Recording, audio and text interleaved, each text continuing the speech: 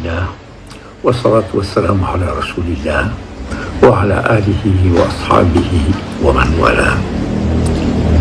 Kita berkumpul untuk memperingati, mengingat-ingat, meneladani apa yang telah dipersembahkan oleh guru tua Habib Idrus Al-Jufri. Salah satu dari tujuan kehadiran Al-Quran adalah mengajak manusia untuk memperhatikan, mempelajari kisah dan langkah-langkah yang telah diambil oleh umat manusia atau tokoh-tokoh dalam rangka mengambil pelajaran dari apa yang telah mereka lakukan atau persembahkan. Itu salah satu cara Al-Quran, di samping mengajak manusia memperhatikan alam raya, mengajak manusia memperhatikan dirinya, serta memberikan janji dan ancaman-ancaman.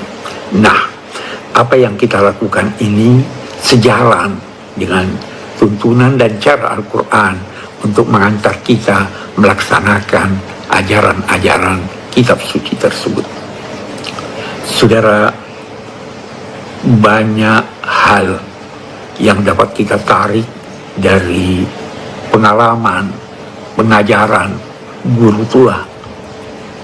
Memang Rasul Shallallahu Alaihi Wasallam menganjurkan untuk selalu mengingat-ingat kebaikan dari orang-orang yang telah mendahului kita.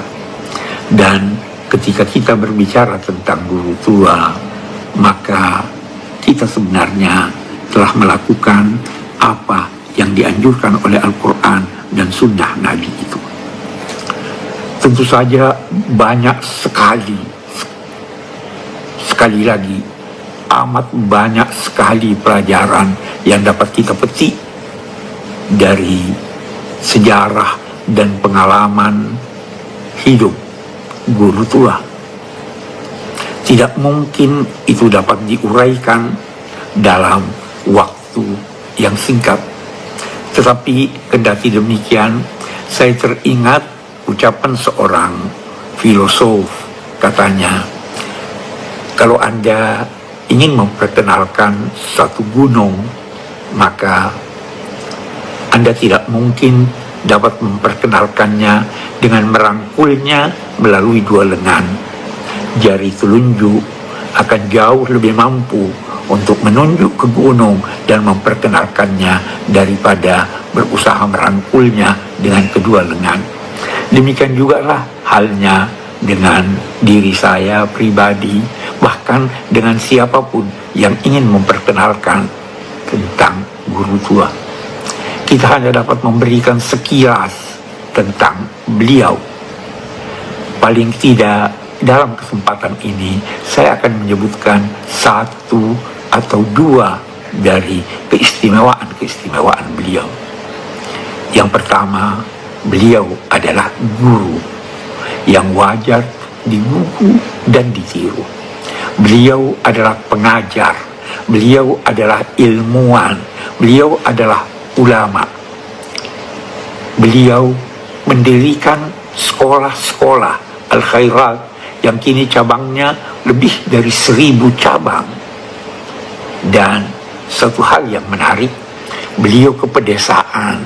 Beliau mengajar bukan untuk mendapatkan rezeki dari pengajarannya, karena di samping mengajar, beliau berdagang. Sehingga dia tidak memperoleh suatu materi sedikit pun dari upayanya mengajar itu. Ini adalah suatu keistimewaan setelah beliau itu memiliki keistimewaan sebagai sosok yang berilmu, sebagai sosok yang mengabdi, sebagai sosok yang berusaha memberikan petunjuk dan penerangan bagi masyarakat yang justru sangat membutuhkannya dan di tempat yang sangat terpencil. Tidak mudah melakukan ini. Ini salah satu yang perlu kita sadari dan kita contoh. Yang kedua, seperti apa yang saya katakan tadi, beliau membangun sekolah-sekolah, beliau mengajar, tetapi tidak memperoleh imbalan materi dari apa yang beliau lakukan. Karena beliau berdagang, beliau memenuhi kebutuhan hidup beliau dan keluarga beliau dari hasil perdagangan yang beliau lakukan dengan sangat jujur. Sampai-sampai dikatakan bahwa beliau apabila menjual sesuatu, beliau menyampaikan kepada pembelinya bahwa modal saya sekian dan saya mengharap memperoleh keuntungan sekian. Lalu terjadilah dialog, terjadilah tawar-menawar antara keduanya, dan pada akhirnya guru tua memperkenankan apa yang diharapkan itu. Iya, tentu saja banyak yang dapat kita uraikan dalam konteks ini.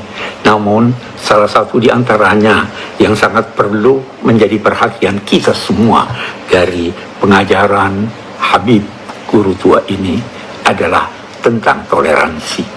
Beliau sangat toleran, sampai-sampai diriwayatkan atau disampaikan oleh orang-orang yang pernah hidup bersama beliau bahwa suatu ketika beliau berpergian ke pedesaan, di tengah jalan bertemu dengan serombongan orang yang mobilnya mogok. Ternyata mereka itu adalah misi ajaran agama yang berbeda dengan ajaran agama Islam. Apa yang terjadi? Habib Idrus menawarkan kepada anggota misi itu untuk naik ke mobil bersama-sama beliau karena memang tujuan mereka itu sama. Saudara, di sini terlihat betapa toleransi dalam beragama diterapkan oleh guru tua yang kita peringati hari ini. Saudara, toleransi ini adalah jiwa dari ajaran agama-agama. Toleransi ini perlu untuk kita terapkan dalam kehidupan kita berbangsa dan bernegara, dalam kehidupan kita beragama, karena tujuan semua agama adalah kedamaian. Terakhir yang saya ingin garis bawahi dari pengalaman kita, dari pengetahuan kita tentang Habib Idrus Al-Jufri adalah akhir-akhir ini ada terdengar suara sumbang menyangkut beliau. Akhir-akhir ini terdengar ada suara seakan-akan beliau tidak ikut terlibat dalam upaya-upaya mempertahankan negara kesatuan Republik Indonesia. Saudara, bagi saya keadaan mereka yang ingin mencederai kepahlawanan dari Habib Idrus Al-Jufri ini, saya ibaratkan dia seperti keledai yang ingin atau yang menabrak tembok yang terdiri dari baja. Temboknya tidak terpengaruh, tapi justru tanduk keledai itulah yang akan patah. Kita biarkan mereka mengoceh, kita biarkan mereka mempelajari lebih jauh, dan akhirnya kalau memang tulus dan kalau memang objektif, semua kita akan berkata bahwa guru tua adalah salah seorang dari tokoh yang wajar menjadi teladan kita, yang wajar kita ikuti langkah-langkahnya dalam berbagai bidang. Semoga Allah menganugerahi kita kemampuan untuk meneladani beliau, sekaligus memberikan kepada guru tua tempat yang sebaik-baiknya di sisi Allah Subhanahu wa Ta'ala. Wassalamualaikum warahmatullahi wabarakatuh.